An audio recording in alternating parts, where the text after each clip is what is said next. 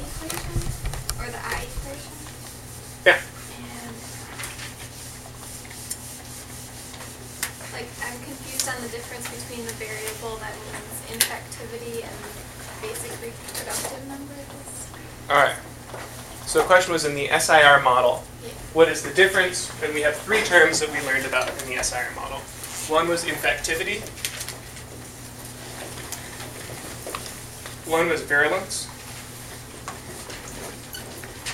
And one is the basic reproductive number. And we'll call it intrinsic reproductive number here.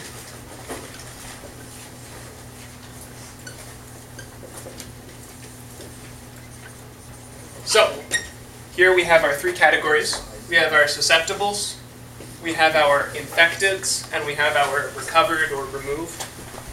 So, what describes the rate at which susceptible people become infected of these terms? Don't everybody shout it out at once. Isn't it beta or something? Beta, so yeah, and this is, we're calling, I need to remember if this is right. So infectivity, I think we call beta, and virulence is alpha. Yeah, I'm going to bring up the slides just to make sure. Yeah. Oh, perfect. Yeah. But so infectivity is described in here, the rate at which susceptible individuals become infected as a result of encountering infected individuals. And virulence then describes, we talked about in the lecture, essentially the mortality rate. Loosely here we're going to use it as the rate at which infecteds become something else, which is either dead or recovered. So we're going to call this the virulence. But remember that if there are people who survive whatever this illness is, virulence isn't quite the right word because not everybody dies from a disease. And then intrinsic reproductive rate sort of is the result from this. So remember, from what's in the R term in our density-dependent growth equations, what happens to the actual per capita growth rate as populations change? Does it stay constant at R? Given logistic growth. I hope all of you at some point in your life get an opportunity to stare into a sea of beautiful, quiet faces. I think in the lecture notes, the relationship between I and R was recovery V. Between I and R is recovery V. And then I, the people who were dying from I was alpha plus the death rate, standard death rate. Oh, sorry, so yes, that's a more complicated model. So the full model would have like people dying in all these categories and reproducing. We're going to stick super simple here, which is you're susceptible, you become infected, you become dead. End of story. And there are different flavors of that model where you add like susceptible individuals die at some rate, infected die at some rate, recovered die at some rate, and all of them are making new individuals. But let's not think about that for a minute. So, basic tenet of ecology here. Logistic growth, population increases. What happens to per capita growth rate? Decreases. Decreases. Why? Carrying capacity. So there are all kinds of interactions between individuals that lead to decreases in reproductive rate when populations are crowded.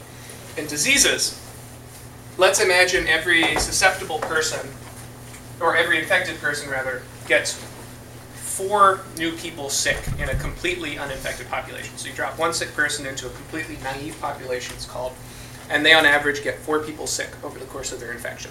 This is what we would call intrinsic reproductive number, R0 equals 4 in this case. If half the people in the population were infected, why would they no longer get 4 people sick? Not enough people to get sick. Yeah, so we have what are called wasted infections, in that if I on average make 4 other people sick, but 2 of those people are already sick, that means that my actual reproductive rate for the infection has decreased. And that's because there's a smaller population of people to get sick. So I'm still interacting with the same number of people, I'm still passing pathogens on to the same number of people, but only a fraction of those people now actually end up sick as a result of those interactions. Either because they're already immune to it or because they're already infected.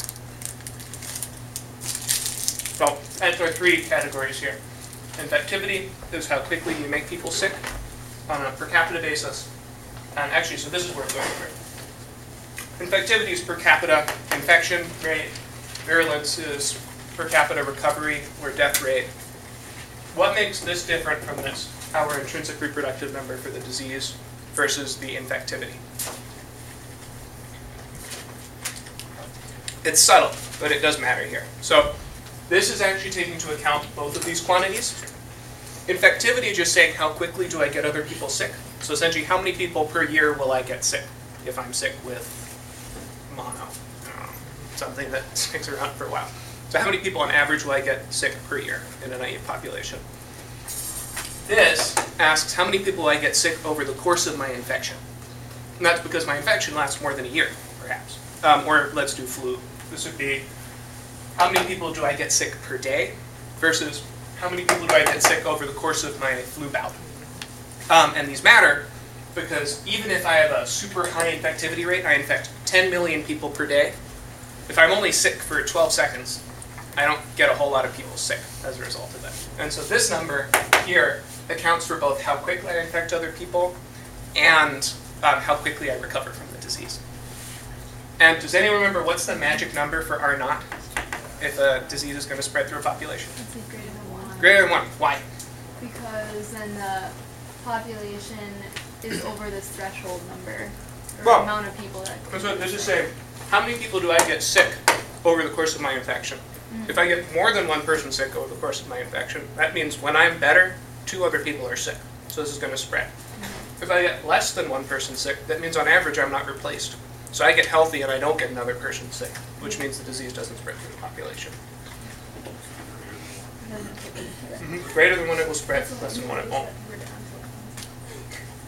Last piece, herd immunity. We covered this briefly in lecture. And Claire's also used this as an example for habitat destruction. So what is herd immunity, briefly?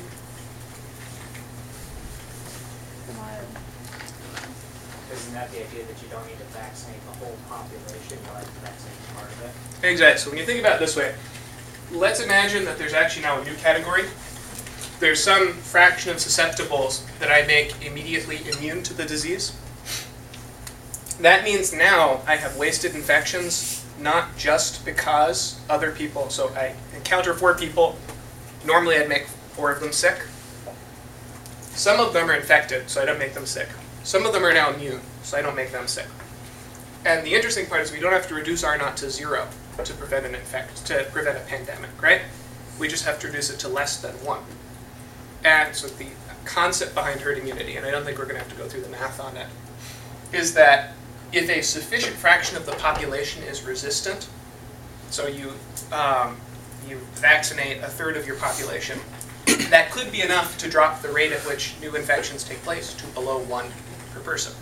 That means you don't have everybody vaccinated, but you no longer have the disease spread through the population. And so flu vaccines are a good example of that. Given the average effectiveness of flu vaccines, you need about 60% of the population vaccinated to prevent a flu from spreading through a population. So 60% of people, if they're immune to that strain of flu, it won't spread through the population. That strain of flu.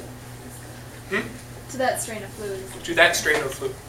And I mean, so that's why, like, and this is a bad example again, because I guess you guys were not in college when it happened, but do you remember swine flu when it spread everywhere? Did everyone in the US get sick with swine flu? No. And so in this simple model, without reproduction and death and all this stuff, generally all your susceptibles eventually get sick and recover. In the real world, so many people become immune at some point from having been exposed to the disease that it no longer spreads. And so given about 30% of people who've been exposed to a flu, it stops spreading through the population. And it's interesting, actually, for swine flu, about 30% of the people in the US were exposed to it and got it in one way or another. And for the flu pandemic in the 19-teens, about 30% of the population got sick with it. So, nice base number, at which point enough people are immune that it can no longer spread. Fun with epidemiology. So does that mean you could never completely wipe out a population? I mean, as long as people are gaining immunity to it. Well, no, in that if something spreads quickly enough, it doesn't matter. And there are populations for which you would have to vaccinate. There are diseases for which you'd have to vaccinate more than 100% of the If you look at R naught population. for, like in the May paper, R naught for malaria was like 90 or something, and R naught for the measles was like 5. So because of that difference in the number of individuals you'd have to vaccinate way more people in the population if you were trying to eradicate malaria. And so at some point you hit a point where, for all intents and purposes, 100% of the population has to be vaccinated to prevent a pandemic from happening, or to prevent everyone who isn't vaccinated from getting sick. Doesn't it depend on like the knowing that you have a disease? Like if it shows symptoms right away, you can prevent yourself from passing on other people. I think May paper talked about that. Like, a little bit. Yeah. So given that people are well behaved and stay home when they're sick and stuff like that. Maybe say no. Mhm.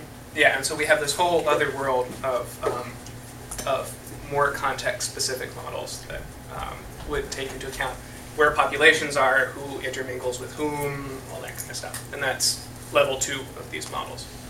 But yeah, so that's the simple findings though are just this neat little piece of herd immunity.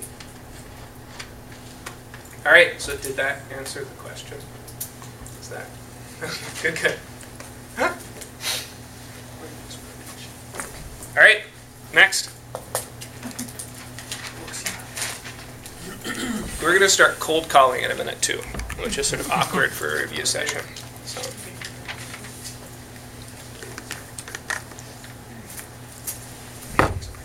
All right, let's talk about what do you guys want to talk about? We can do disease, we could do community ecology, we could do transitions across gradients. Resource competition? Resource competition, brilliant idea. That's a sticking point. I think, yeah, resource competition, isoclines. Yeah. All right. Did you guys write the test? Right. Pardon? Did you guys write the test? Helping rated? Yeah, Helping, yeah. written by committee. Yeah. All right. Also, Jake, I'm gonna see if I can pick out your question. so, All right, just kind of scooch in. We're going to go to 150 in about 10 minutes. I mean, I feel like starting. Before this. All right, so why don't we start with our good old friends here. Yes. he has one on succession.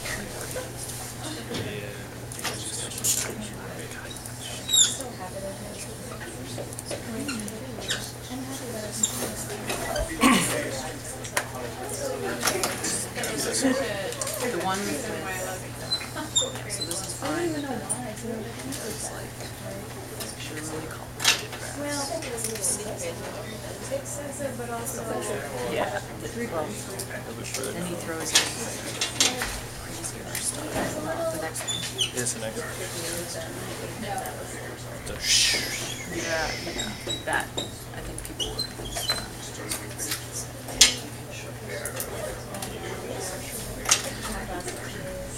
So do we have more multiple choice this time? Or Oh, short also, answer? I wanted to ask you, Multiple choice. shouldn't More multiple choice. this be, It's all true and okay. false. This is a measurement of carrying capacity as it changes over latitude, and this should not be n. No, so if there is ever such a thing, one of the answers will be A and B, But or I think B and that this C, or concept B and is D. So it will be, if it is possible for there to be more than one answer, it will be specifically an option And this on the test, is k, or this is rather n, than you having to above like, one should be k, to select all relevant. right? It's I the hate same those graph. ones. No, I with agree species entirely. one, species So- two, and latitude. Let's start with this quickly. So resource competition. Remember what makes this problematic, or at least for me hard to remember? Remember way back in the world of black couple terra competition? Glory days. Glory days. So is growth, and so here's species 1, species 2. Is growth positive or negative out here? Negative, right? This is our carrying capacity, which means when we're above it, population shrinks. How about here? Population growth, positive or negative? Positive. This population increases in size. So decreases in size, increases in size. How about for resource competition? Let's just look at species 4 here. What is going on out in this area? Positive or negative growth? Positive growth because there is more than enough resource for the population. Whereas if we're closer to the origin here, positive or negative growth? Negative. And that's because in here, there's not enough resource. So you have to think about what's driving the trends here. Here we're tracking population, and large population sizes decrease. Here we're tracking resources, and large abundances of resources are associated with increases in population size.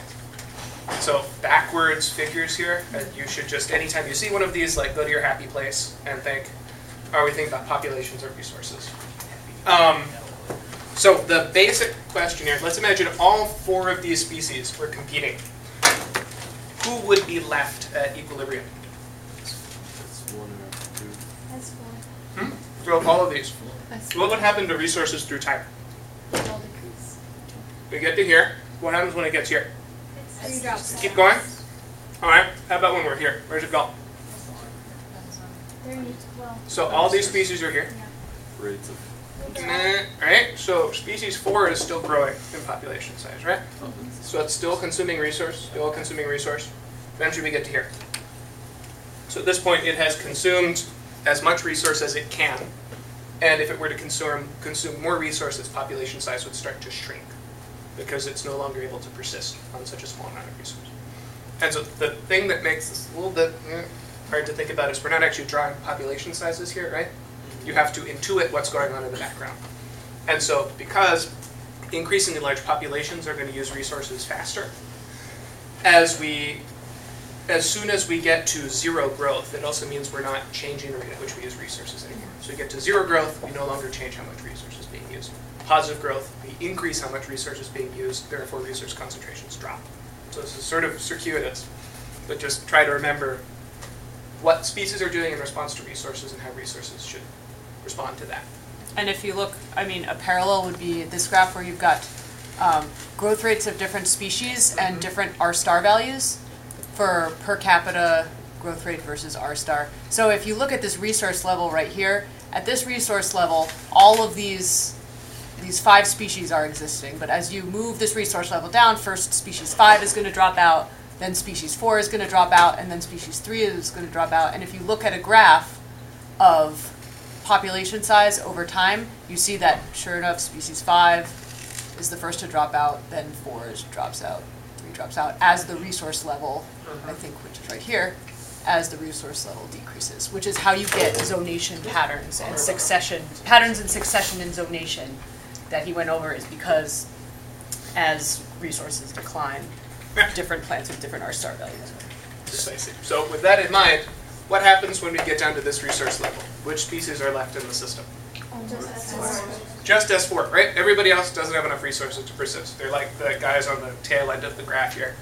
In that, because there are no longer enough resources for their population to persist, they eventually decline to extinction.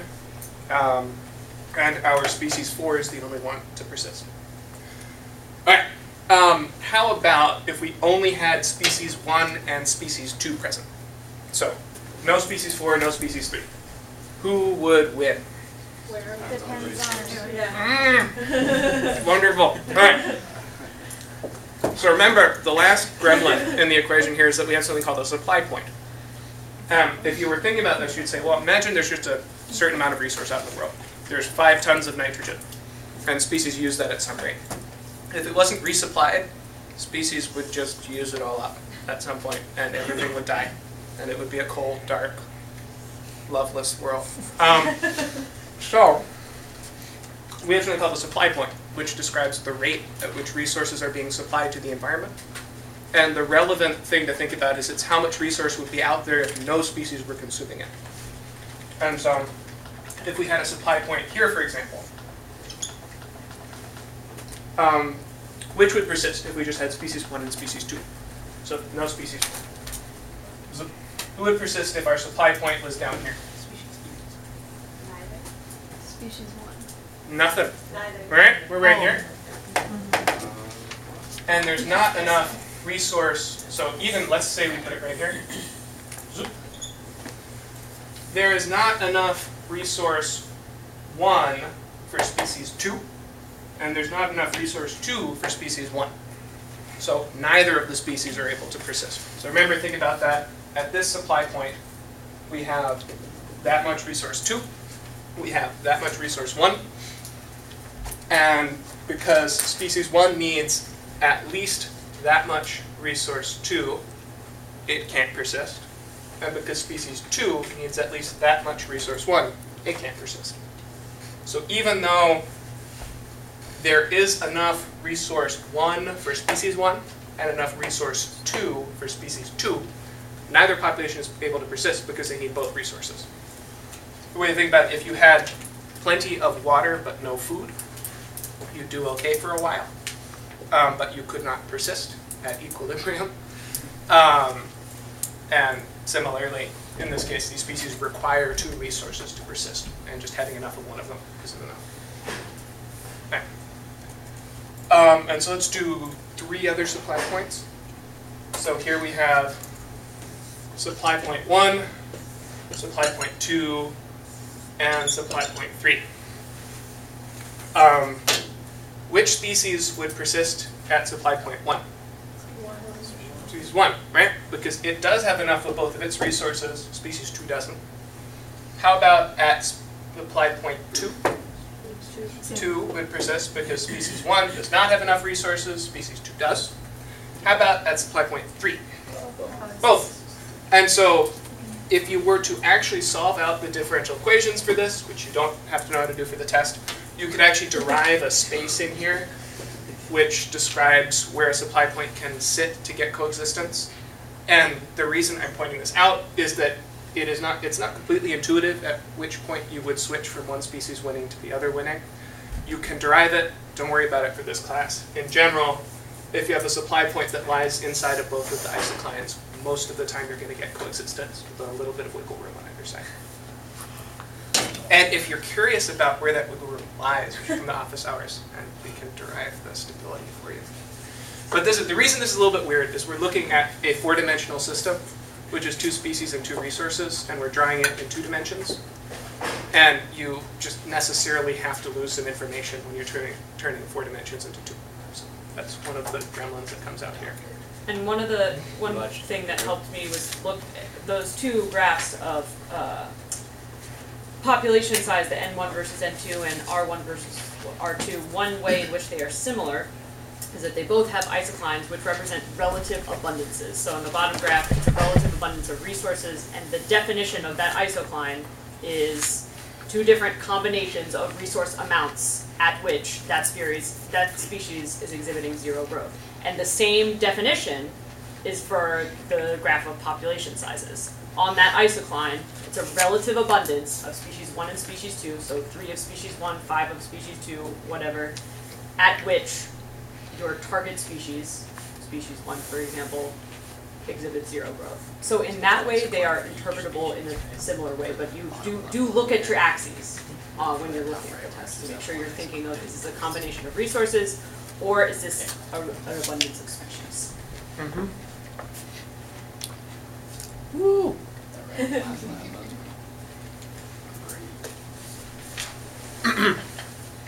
So, is that better or worse than before? I had a lot of questions about the trajectory. This is based on the populace, I guess. Let's just look at one species Yeah. and one set of resources at one time. And we start out, say we start out with the resource. And with populace, we can visualize based on, there's 2 different, this one species can consume resource 1 and resource 2 at different rates. You might see through time something go like this. And this line, and this thing was sort of confusing at times. Can anyone explain what this is illustrating? This line related to isocline? Resource 1 is a limiting factor for species 1? Yeah, this is the one that ends up, once it reaches that equilibrium state or 0 net growth, there's no more growth occurring, we can see that resource 1 is the one that's limiting, that's preventing the population from growing anymore. And this is the final concentration of the 2 resources at equilibrium. Mm-hmm. Was I the one who asked about it? I don't know. Might have. Probably. Well, and so yeah, something I have often found this confusing, and from your populace responses, many of you also found it confusing. Even though, so here, vertical line, right? Here, vertical line. This line does not correspond to resource 2. You have to see where it's pointing. So if I have, this is my line here, my isocline. If I move it this way, which resource am I increasing? Resource 1. Resource 1. If I move it this way, I'm decreasing resource 1. I like that pointing. Yeah, Similarly pointing at the here, axis, yeah. If I move this line up, I'm changing resource 2. If I move it down, I'm changing resource 2. So remember, just because this is parallel to this doesn't mean this is describing the response to resource 2. And like you guys said, this shows that resource 1 is limiting. Even though this is parallel to the resource 2 axis, you have to remember this is describing changes in And resource similarly 1. with predator-prey isoclines. Yeah. It's the same thing, it's pointing to the axis. The isocline, if you have in a predator-prey system, Should we just transition to that whole? where you've got, we'll say this is your prey and here's your predator.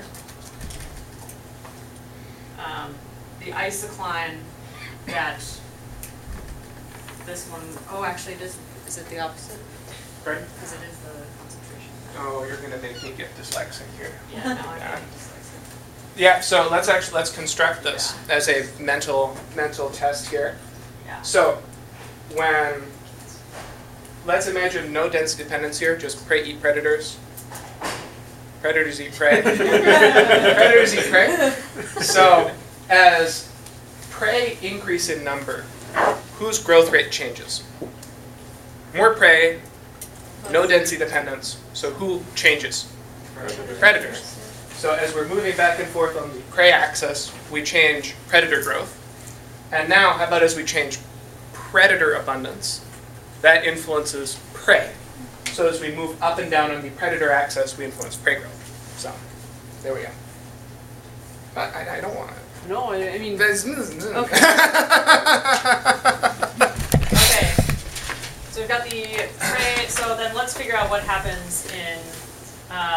Again, this is like the competition isocline, except we've got a predator and a prey. And so if the. So let's see. This is the prey isocline. So the prey isocline means that at these combinations of predator and prey, the prey's population growth rate is 0. That occurs at this number of predators.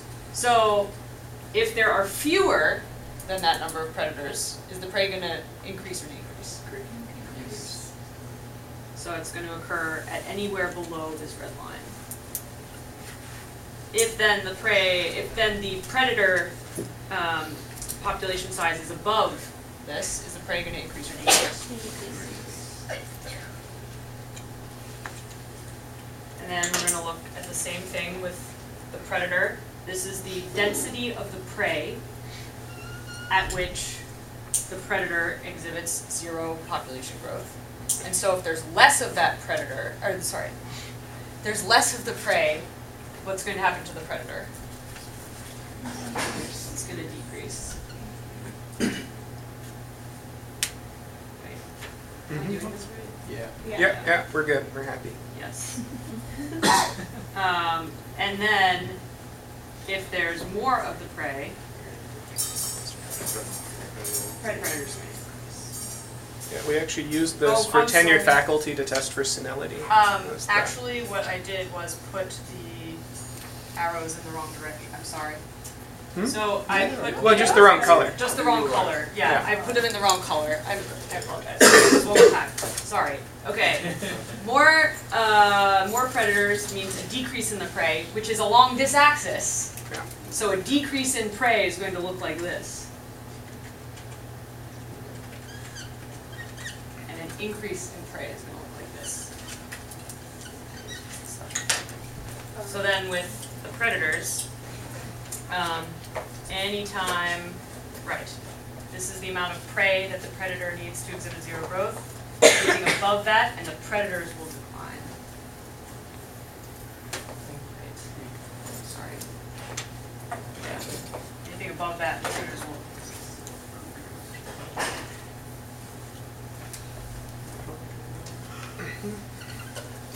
And anything below this prey density, and the predators won't have enough prey to survive. So then they're going to move this way. And what you get with the composite arrows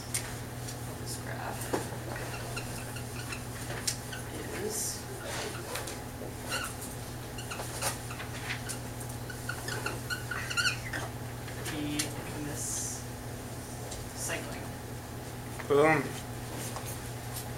But yeah, always remember that when you want to think about, it's really hard, as you just saw, to keep the axes straight. But do remember that when you're thinking about increasing or decreasing predators, you think parallel to these axes. And so just as in most parts of math, the important piece is to stay calm. Yes. And break it down into a bunch of little problems, which is what we just did here. So you break each of these down into first an axis and then a response that you would expect, just logically here in the system. So, quick thing on this. You guys remember in a system without any density dependence? So this is time, and this is either n or p. So do you guys remember we talk about this oscillation system, right? So within this, if we were to graph this circle here onto a time plot, what we get are times when both the prey and the predator are increasing, which is like here. Oh, well, of course, I drew them completely on top of each other. Times when they're both increasing, which would be like this. So here's our predator. Here's our predator.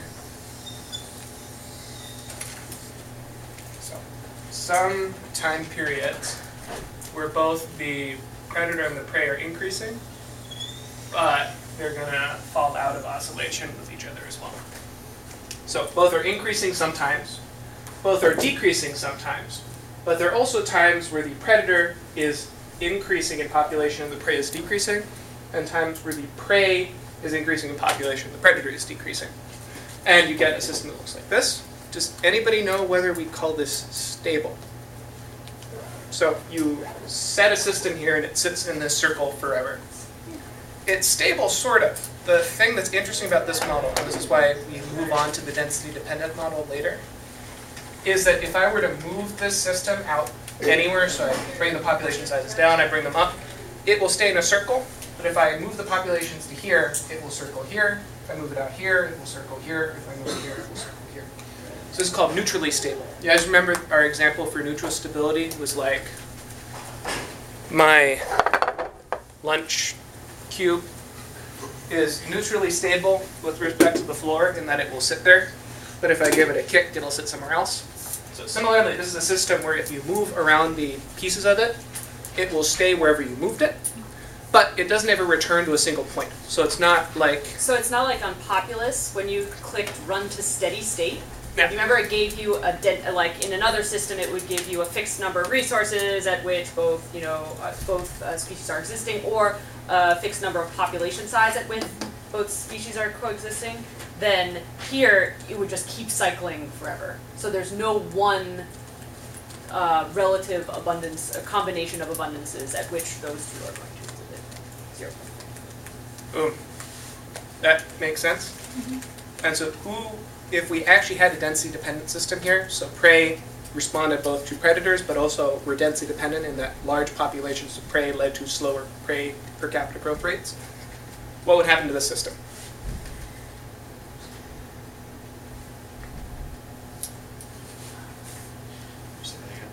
So, sorry.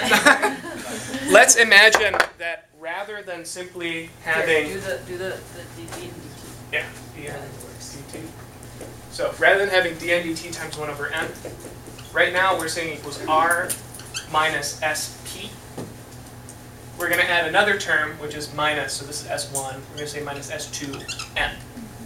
So their per capita growth rates change both. So n decreases with p, and also, we're going to call this dNdt times 1 over n, and our dNdt times 1 over n versus n also decreases. So this is now a population that's limited by predators and is limited by itself. What we get here, and it's not entirely intuitive at first, is stable cycling.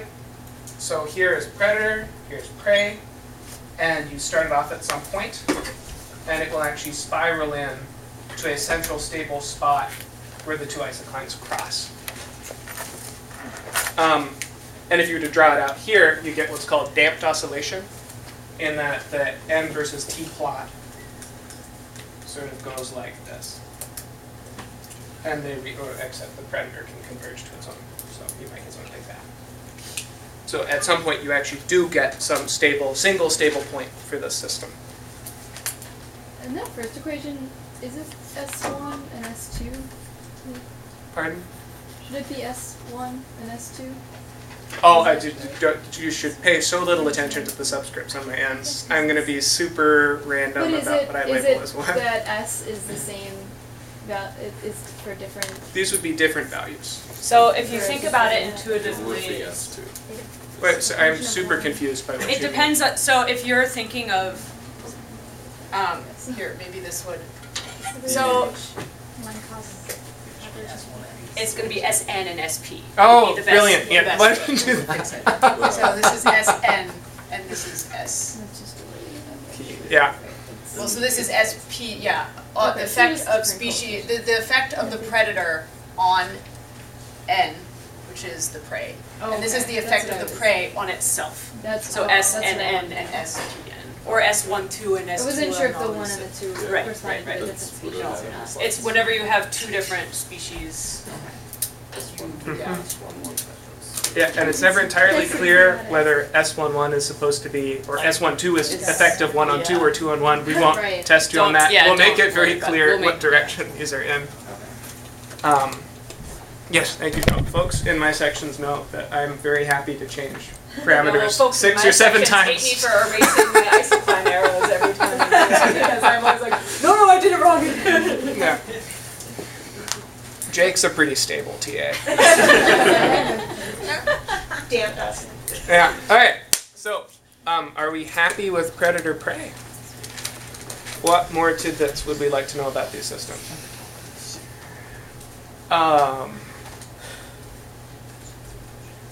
So, who remembers a reading that we did on predator prey? Did we do a reading on predator prey? Yeah. We must have. Oh, yeah. Oh, yes. Okay. Good. Good. Royale. So give us the skinny on Royale. What's going on? What are the actors involved? Wolves, moose, and trees. Alright, so, and what is the paper trying to discover? Top down or bottom up. Alright, and what is a top-down effect? Controlled by the predator. Then what's a bottom-up effect? Controlled by the prey. Or controlled by the plant, Well, the resource. And so there are sort of these worlds in which we say there are some systems where the long-term abundances of these species are controlled by the number of predators in a system. So if there are a lot of predators, that affects what the prey can do. Other systems where the number of prey or amount of plant material affects what happens to predator populations. Does that necessarily make sense in the context of the equations here? So is this a system that depends only on predators or only on prey? It's coupled, right? So as we've modeled it, this is sort of hard to think about because prey affects predators and predators affect prey. And so these systems are inherently both bottom-up and top-down. Where the notions of top-down and bottom-up come up is in observations of systems. And so I think an example I gave to my sections for a bottom-up system was Lyme disease in humans. Yeah, I don't know if this is hooky. In that, so who knows what determines, so what's a very good indicator of how prevalent Lyme disease will be next year? Acorns. And so more acorns this year mean more mice, means more things for ticks to bite, means more Lyme disease, eventually means more that comes up into people. And so human population doesn't really affect acorn population all that much, whereas acorn population has an enormous effect on Lyme disease prevalence in people. So that's a nice example of a bottom-up system, which is sort of decoupled between the top player and the bottom players. Whereas the opposite, let's say, what's a good backward system here? Well, actually, so what did they find in the Royale paper? So that's going to be a test question. Wasn't that they could Yes, they call it top down. But it was they could oscillating. Yes, they have highly compelling evidence, which was that wolf populations wiggled, and then moose populations wiggled, and then tree populations wiggled. And that was why they said it was a top-down system. And also that the abiotic conditions, that the moose populations did not follow the abiotic conditions which you would expect. Oh, yes, sorry. If it were a bottom-up system. Sorry, I'm letting my colors show here. So that's a very good point. So they show that there are fluctuations in tree abundance that really are not shown in the moose populations. And therefore, this isn't evidence of a bottom-up system because the moose don't seem to care how much tree there is out there. but that they are affected by the wiggles in the wolf populations. Exactly. By wiggles you mean oscillating, right?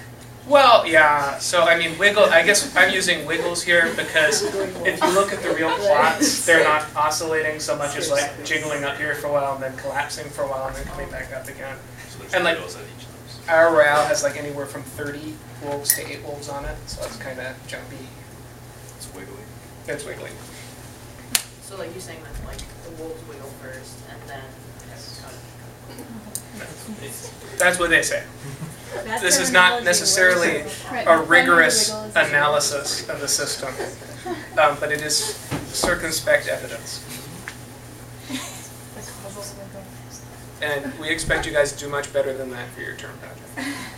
And then to publish it in Science. Wiggling, you know, we can talk. Our line wiggles. fish wing. I don't know if that's acceptable. Alright. Well, and so actually, let's draw this in quickly as a correlative versus causative argument. So, folks in my sections will remember this is a beautiful representation of the lynx and hare oscillations. So, Hudson Bay Company for 100 years followed the frequency with which pelts were brought in from snowshoe hares and lynx. And this was used by ecologists as a beautiful record of an oscillating predator-prey system. Look, our models predict how the world works. So this, we looked at a trend, we looked at a pattern, we looked at a correlation, and said this tells us what is being caused, what is causing the system. Must be this predator-prey system. What's awkward about the lynx hare example? It depends on what. When the lynx disappeared, the hares kept right on oscillating. Yes, so the lynx go regionally extinct and the hares keep oscillating, which was a little awkward. So we call that an experiment. And the null hypothesis of the experiment would be that you remove the lynx and the oscillation stopped. Turns out they didn't, and some follow-up experiment showed that what was actually causing the hares to oscillate was food availability. So you thought it was top down and then it being bottom up? Yeah, Where's that precisely. resource? And so the lynx may well have been oscillating in response to the hares, but we have no clue because the lynx are gone. So this is a warning for use of correlative analysis to determine causal relationships. In that you get strong indications of a pattern, but that doesn't necessarily mean that you've shown that because we have oscillation, we must have this couple of predator-prey system.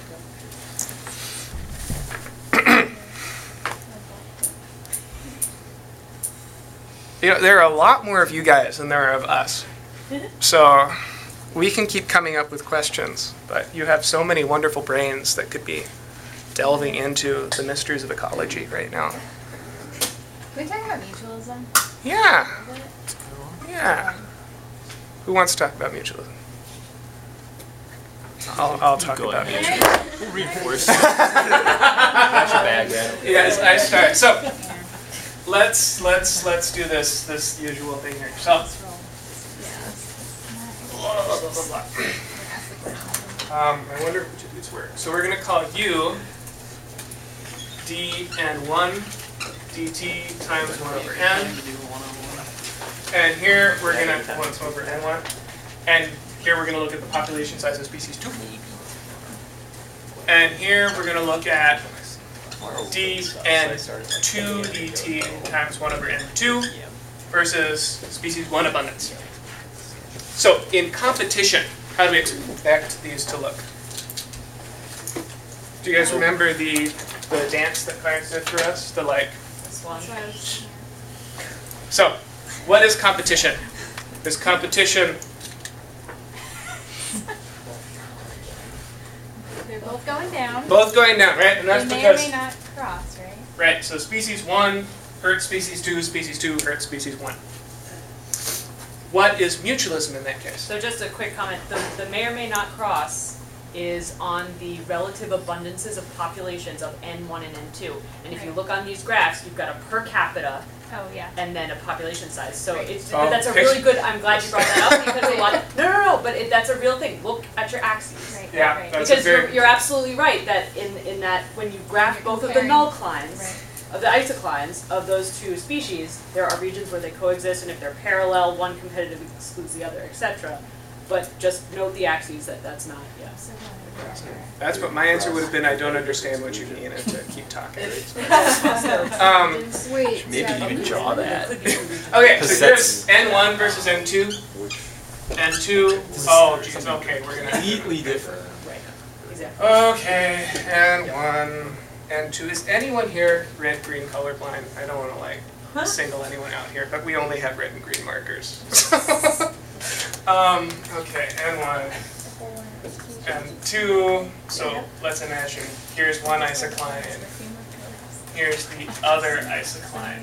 So they may or may not cross, and that's one option, or they could be parallel. They Direct could, comparison of the populations. yeah. So this is showing.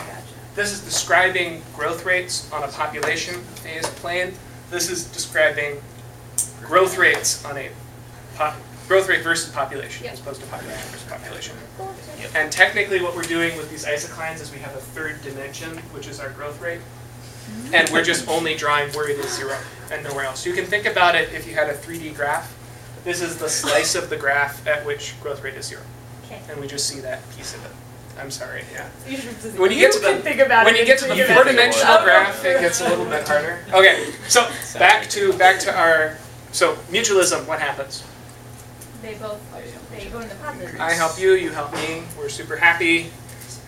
You get 2 positive growth rates. Jump. Under these circumstances, what happens to species 1's growth rate if species 2 still persists? What happens to species 1's growth rate if there is no species 2? Opposite of what I just said. So species 2 goes to 0. What's species 1's growth rate? Not 0. Here, what if species 1 goes to 0? What's species 2's growth rate?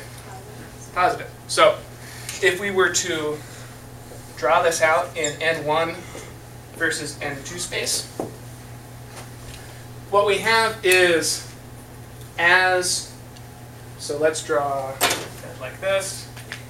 Here's our N2. Oh, crap. Okay. This is N1, so yeah, if you guys bring multiple colors to the exam, you guys get extra points because it's gonna be way easier to grade. Yeah, I would bring colored pen. I bring colored pencils. So because when I sketch things out, it helps Yeah. me. So we're saying at 0 species 1 at 0 species 2 abundance, species 1 still has a positive population size. But as species 2 becomes more abundant, the carrying capacity for species 1 goes up. Because more species 2 means life is easier for species 1. So if we were to draw the isocline, it would look sort of like this. And that means that the carrying capacity for species 1 is increasing as species 2 increases. And similarly here, the carrying capacity for species 2 increases as species 1 increases. Does that make sense? So why did you go first? So Why did you draw M2 as a? So that's if it's not growing. so we're imagining that these actually are density dependent on themselves to some extent. Okay. And all we're saying is that this is flat, which is not very helpful. So let's imagine this goes That's up. what confused. Sorry. Oh, it's not flat. There, yeah. Oh, that's what I was wondering. Yeah, so that's just coloring skills, I'm afraid. So, and so the interesting part here, species 1 does have a positive growth, has a positive population size on its own, such that here we would get negative growth. So this is above its isocline. Or, Adam. Oh, sorry, we're going to have to do this, aren't we? Okay. So, I've already, okay, we're good. We're happy.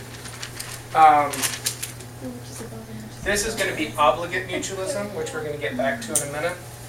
here is going to be non-obligate mutualism. N2. And it's going to make sense in a moment why this is different. So this we're going to call non-obligate, which is what we've described here. And all that means is when its mutualist is not present, it can still persist. So think about like a cleaner fish in the ocean is not happy if there are no great whites for it to clean, but it can still go do other things. Whereas if we no longer have mitochondria, we're not doing so hot. So this describes a pair where each can survive without its mutualist, but does not do as well as it could without its mutualist. And what we're describing here then is this is positive growth here,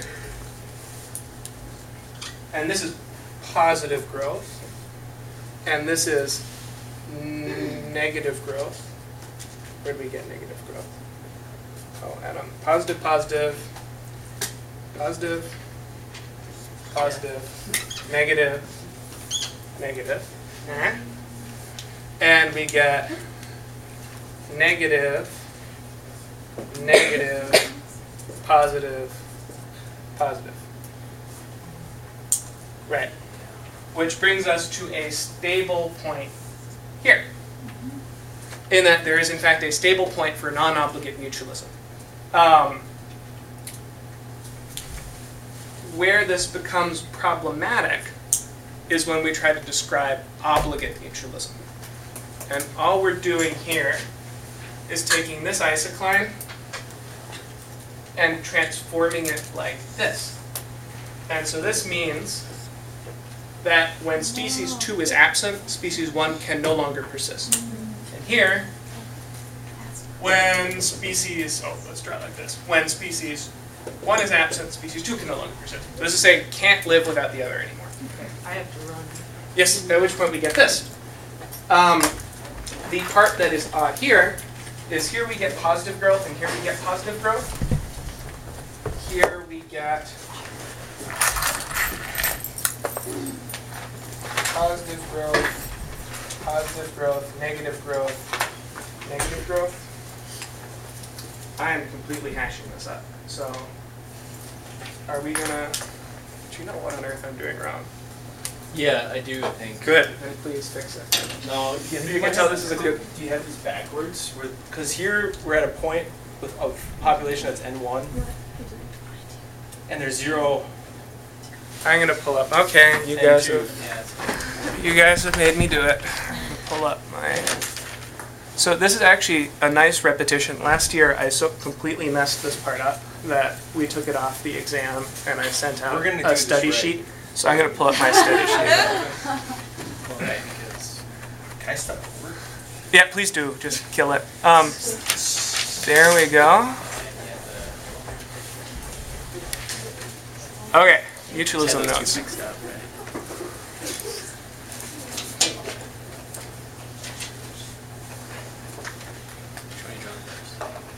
Okay, here. This is what Adam did last time. So,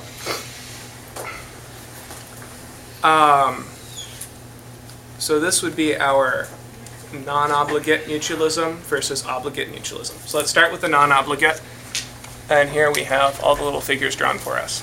So let's turn the little stuff around. It's the opposite. So your TA, this is, you get what you pay for here. So, the isocline for species 1 here starts on its own axis and then increases with time. And the reason that this is confusing, and the reason I kept hashing it up, is that it's backwards from the old Lotka-Volterra competition stuff, in that growth is positive when species 2 is high, and it's negative when species 2 is low. Meaning, in this region over here, this region is describing positive growth, and this region is describing negative growth. The way to think about it is here there's not enough species 2, and as I increase the population of species 2, there's suddenly enough. So here we get growth, here we get shrinking. And similarly for species 2, here there's not enough of species 1, so species 2 is decreasing in abundance. Here there's plenty of species 1, so species 1 is increasing in abundance. And this is inherently stable in that if we start down here, population sizes increase till they hit this equilibrium point. And if we stop out here, it comes back like this. I promise this is right. 100%. Is this obligate? This or is not? non-obligate. This is facultative mutualism. And the way you can tell that is that when species 2 is at 0 abundance, we still have some species 1 present. And when species 1 is at 0 abundance, we still have some species 2 present. Alright, so does this make sense? And the thing that's wacky here that has always screwed me up is that we now get positive growth on this side of the isocline and negative growth on this side. And again, this moment where you just have to sit back and like calmly consider the situation.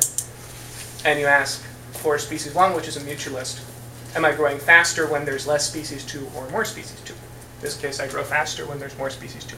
So as I increase species 2, I get into a reach of positive growth. Happy? Don't look at what I did. So this is facultative mutualism. As we move over to obligate mutualism, things change.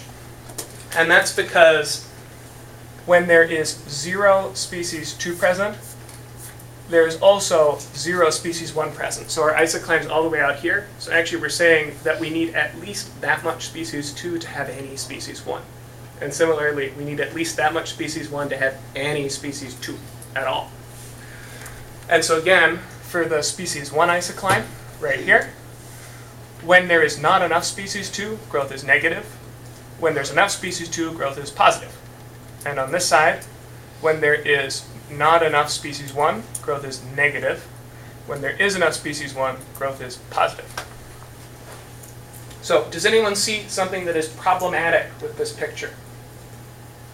Where is the equilibrium population size? Bah!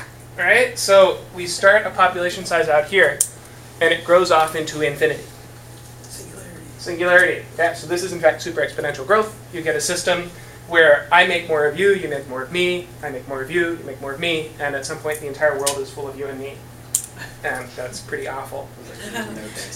There's no density, so these overcome each other's density dependence. Okay. And so the first piece that we see here makes a lot of sense. We're saying it's obligate mutualism, meaning if there's not enough of either one of them, the populations both go extinct.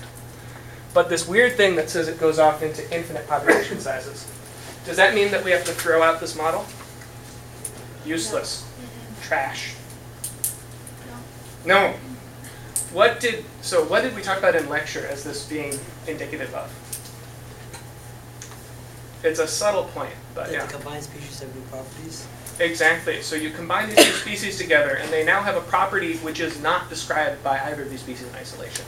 In that this new combined species, fungus and plant, cell plus other cell gives you eukaryote, create something new that isn't described by either of the parts on their own. It's a synergy, such that the combined model is no longer describing what's actually going on. Which is why we don't see just those two things. Yeah.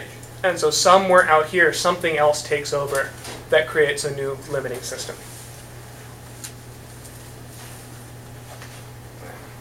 You always have to have a parachute when you describe these things. Is there a way you can share this document? Yeah, I was wondering, can we get Yeah, what are you looking at right now? This looks This is my cheat sheet. It's great. Do we not have that? Well, I mean, $8 each. Should I send these out? The reason How much should we pay for this class? $600? it's This is not. the question is how much you pay us for this class, which is Oh. substantially less. So the reason that we haven't distributed these in the past is that it tends to get people to not take notes at all. And we like people to take notes because we're sadistic. And you know, it's somewhat, yeah, so we get an average attendance of 90-ish people per class in a class of 130, which tells you a thing or two. So maybe if you send them out after the lectures, we've already taken Yes. them. I think maybe we can send these out because you guys didn't know they were going to appear. Yeah, Does that let's sound? figure that out. Okay. Well, we will talk amongst ourselves on this. For the time being, do you guys feel somewhat comfortable in the world of mutualism, obligate versus Yes. facultative? So that's obligate, right? Yeah, and so the reason to see that it's obligate is that if there is not enough species 2 in the system, species 1's equilibrium abundance is negative. So that ain't so good for species 1. So will we ever be asked to like whether it's obligate or not obligate when we don't get those arrows at the top? You may, but we would at least mark which isocline was which. Oh. Yeah. We'd have Yeah, to. that makes sense. Because you wouldn't know. Yeah, but the arrows could not be there. Yeah, the arrows Yeah, should so be you could gone. still, I mean, as long as the So long as lines we are will, Yeah. we will right make along it. the axis of the other species. So- neutralize, Like all the questions I've written, the axis and the corresponding isocline are both either solid or dotted, so you can figure out which That's why I was corresponds to confused. which. I just drawn them Alright, is this better or worse than before? better. Okay. It makes more sense. Can you scroll to the obligate, or the non-obligate? I'm sorry. Yeah, so here's our obligate and here's our facultative.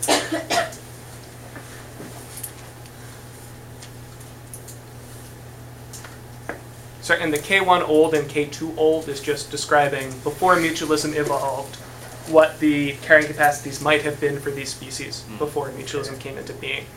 And the idea of this model is essentially that species decrease their carrying capacity on their own in some way by dedicating resources to something that becomes part of the mutualism.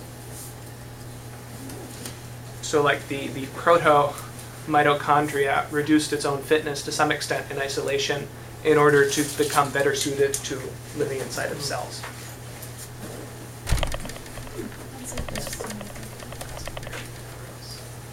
It was very nice of them, yeah. Yeah.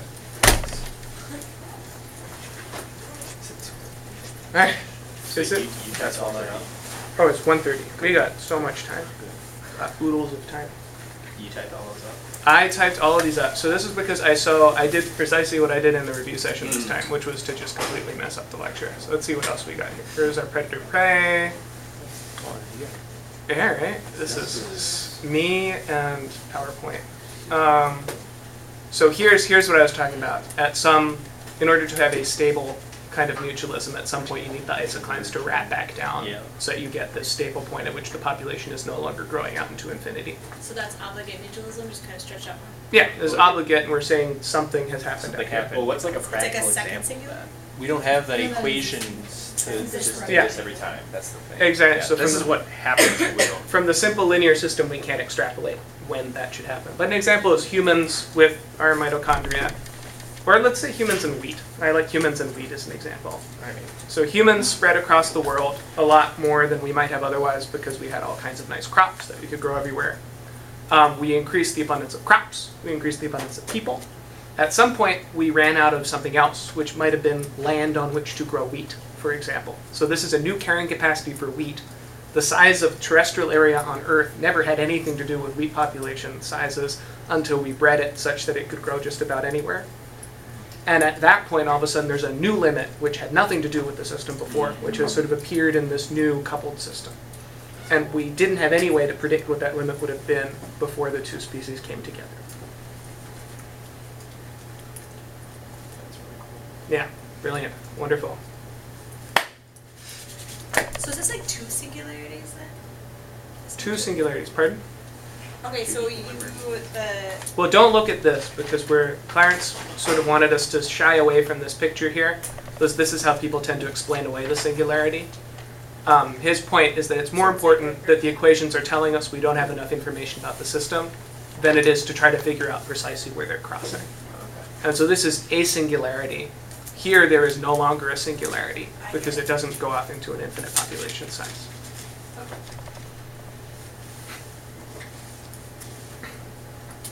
Aight? Let's see What was the other set of notes I have there? Oh, logistic growth derivation. We don't need to go through that. Alright, folks, we got a whole hour to spend together. Y'all need to start throwing out some What about, what was the one, community? Community Community. Oh, meta communities, meta populations, Meta populations, I and don't how they think we've done relate yet. to, well, showed how the SIR equation's analogous to Levin's neutral model. Meta Okay, let's pull up that. No, we didn't talk We about will. it, though. Yeah. We are Will we? going to. I think we will, but we didn't have it as classes, So, like, this is a prereq for it. Sarah, what lecture would that have been in? Our disease 2 probably? Taking a habitats class, this is a prereq for, so. Disease 2 is October I'm forgetting which 24th. thing to talk about in Let's try class. you. Although, this class haven't shown up. You're not supposed to tell us that. Yeah.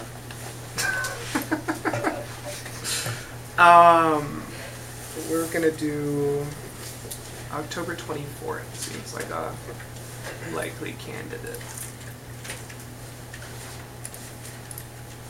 Yeah, so we're trying to get we're trying to get to the lecture slide where Clarence talked about the meta-population model. And I wouldn't spend too much time thinking about this because it's not enormously important for It's just kind of fun. the predator prey, but it's a neat it's a neat example of why the equations that we're learning are pretty widely applicable. So it must not Try have to been- link this one. No, I think it's the Was it the preceding lecture or the communities. It's the following one. the following lecture? Yeah, if you guys have an idea, you can also shout out some. It'd be the one after that, actually.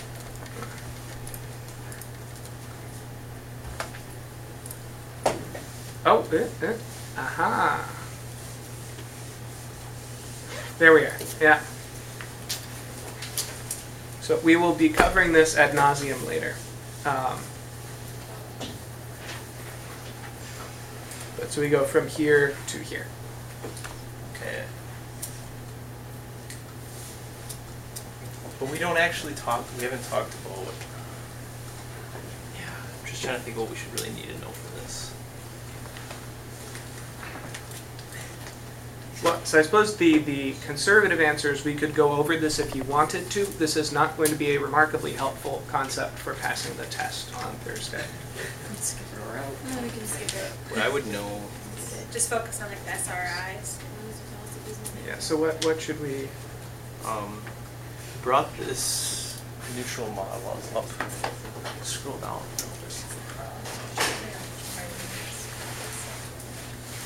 To walk into individual based models. Oh, Now you yeah, don't yeah, need yeah. to the neutral models, so you can now. Each species had a different consumption rate for a different resource, and if you have a Yeah, community yeah, with yeah. all these different species in them, you can just assume that they all have the same sort of these basic principles and how they operate in the environment, and that instead of trying to model all those different things, resource consumptions of different resources for each species, or it gets all confusing, what you can do is just add a probability to every single individual and say it's going to do, there's a probability that it'll do this or it won't for each time step. And that's this introduction to an individual base with a microscale model. Microscale model is Yeah. what he calls it, and that's So let's pull this up. That's the metapopulation? Is that what you're talking about still? so no. Well, this was a lead-in to this whole topic, and Okay. the connection between the neutral model and the microscale model, I'm a little fuzzy on why that was it. Oh, well, so introduced. let's so you guys may not be aware of this, but this is kind of cool. You've now been exposed to all three kinds of major modeling in ecology. The first is the differential equation models. We've done a lot of those. Yeah, so that's a type of macroscale model. The second are matrix models. These are Markov matrices, and we covered those with the Leslie matrix, if you remember. So Leslie matrix. And what's the difference between these two in terms of how they handle time? One is continuous time and the other isn't. So which is continuous time? Differential equations deal with continuous time, continuous populations.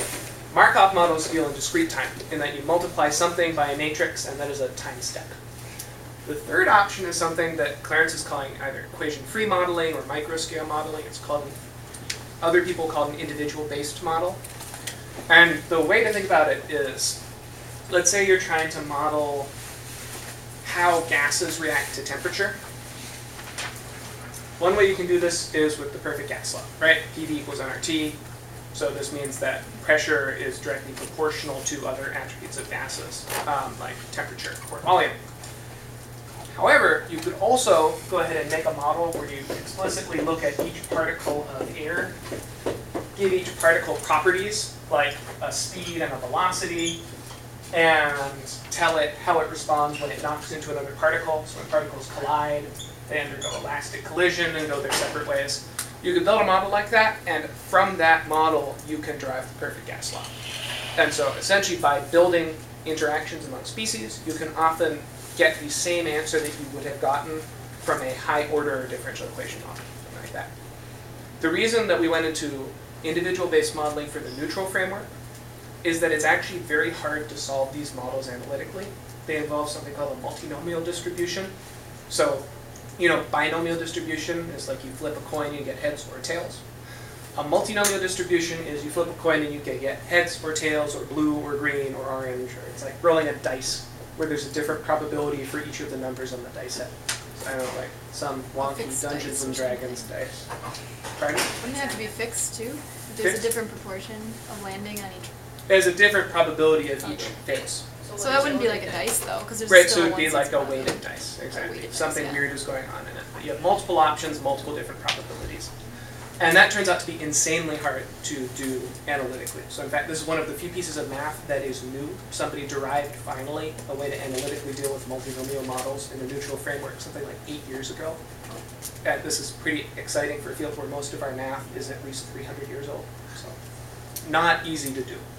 So the reason we write this program is it turns out it's a lot easier. Where are you? The reason we do this program is it turns out it's a lot easier to make a bunch of species and say, hey, species A, you have a 20% chance of dying and a 70% chance of making an offspring. Off you go. Much easier to do that and have a computer simulate it out than it is to actually try to solve what the equilibrium abundances would be for all of these. The reason we simulated this is it was way easier than trying to do it analytically.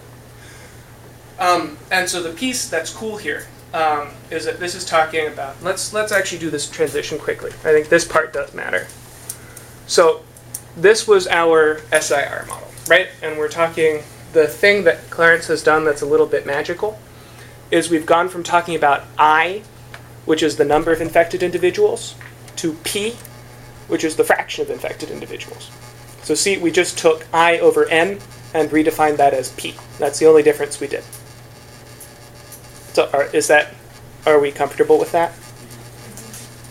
And so here we're describing how the disease, the fraction of infected individuals will change through time as a function of the loss rate, which would be the virulence here, the infection rate, which is the infectivity, and then this term here, which tells us we could infect 100% of individuals minus some proportion which can no longer be infected, minus some proportion that are currently sick. And so if I try to infect something new, I can infect it, or it's already infected, so I can't infect it, or it's in V here, which we're calling vaccinated, so it's removed from the potential infection pool. And here we can derive this herd immunity thing again, which is very exciting.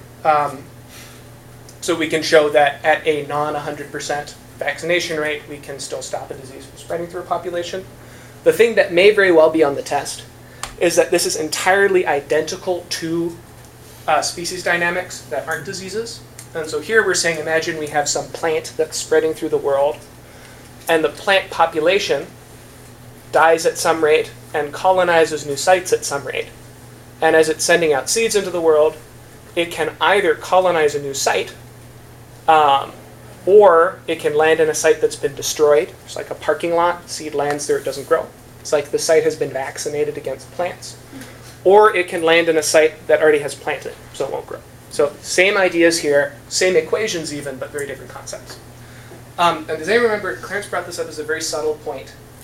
Is there a difference between modeling this and modeling this, so modeling populations and modeling fractions of populations in terms of infection rates. I don't think this is going to be the test, but it is important to remember as like a modeler in your heart of hearts. If I say I will at most infect 2% of existing individuals, that's very different from saying that I will infect 4 individuals. And the example he gave was malaria. So if I have the flu, which I don't anymore, and I were to cough into the room, I could get everyone in the room sick. There's not like a limit to how many people I can get sick. So in that case, the fractional model works very well, because it says I infect some fraction of the people I meet.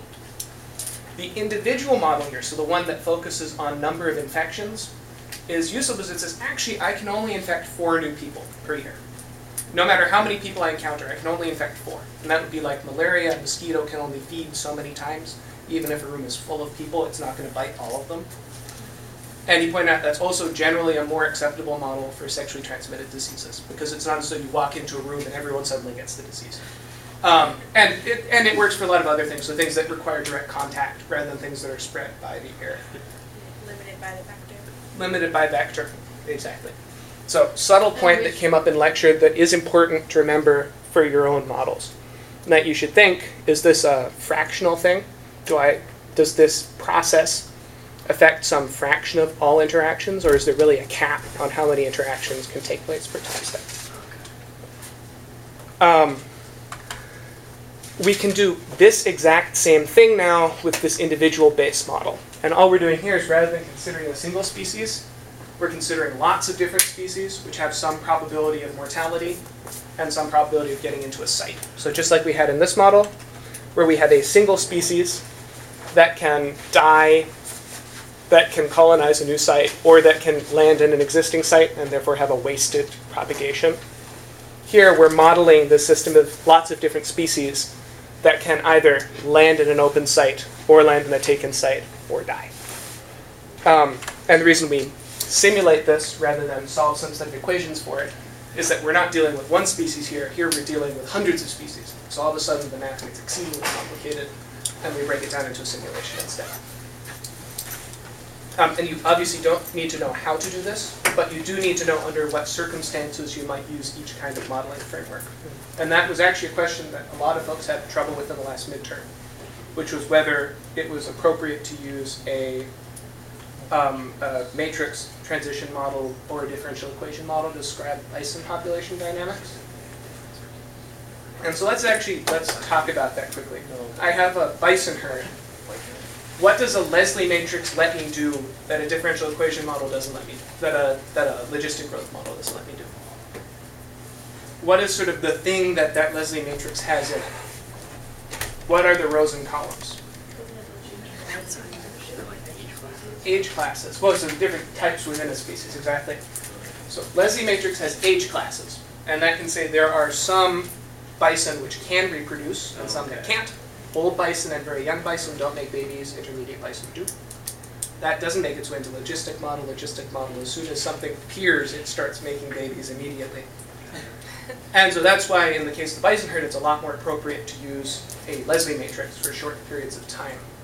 For very long periods of time, like all the bison in North America, why would a Leslie matrix be inappropriate?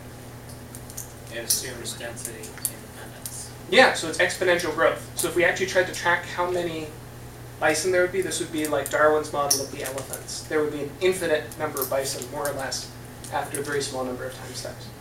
If we use the age, if we use a Leslie matrix. If we use a Leslie matrix, because there is no carrying capacity within a Leslie matrix. What will we be able to get as a function of infinite time from the Leslie matrix? What does that tell us? Growth at a shorter period of time? So there's a quantity within the Leslie matrix that is described as time approaches infinity. Did we cover this? This was the lecture I missed. So you get a stable age distribution? Right. Yeah. Oh, yes. Okay, good. Okay. So the eigenvalues. Eigenvalues tell you the relative rates of growth in lots of different dimensions. The dominant eigenvalue tells you the overwhelming direction of growth within this complicated model. So a matrix is this really weird transition. One of those directions of transition at infinite timescales becomes stronger than all the others. And that ultimately can be used to derive what the distribution of ages would be at equilibrium. So it tells you what the ratio of young bison to middle-aged bison to old bison would be, but not the population size. So pros and cons of different modeling types. Whew.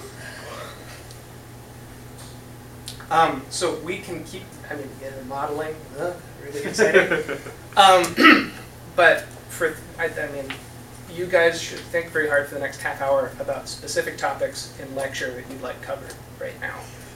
I'm happy to like completely fangirl about modeling for the next half hour. I don't want to use the left meeting for your. When you was talking about?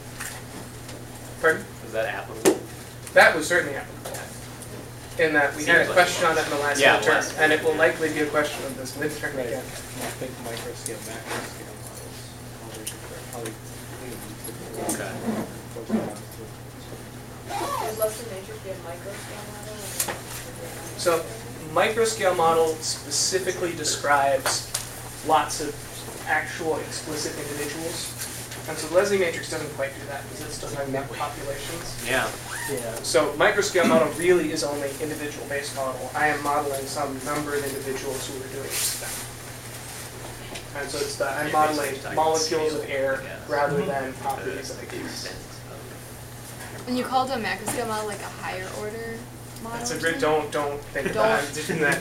So, Well, it just could, oh, I don't know. it's a higher order model in terms of concepts, not as bad math speak. I shouldn't say that. Oh, okay. A Because higher- it's not like a higher order. A higher order model with respect to differential equations would be like a second order differential equation, which would be diffusion, but not relevant here. So yeah, forget I ever said anything like that.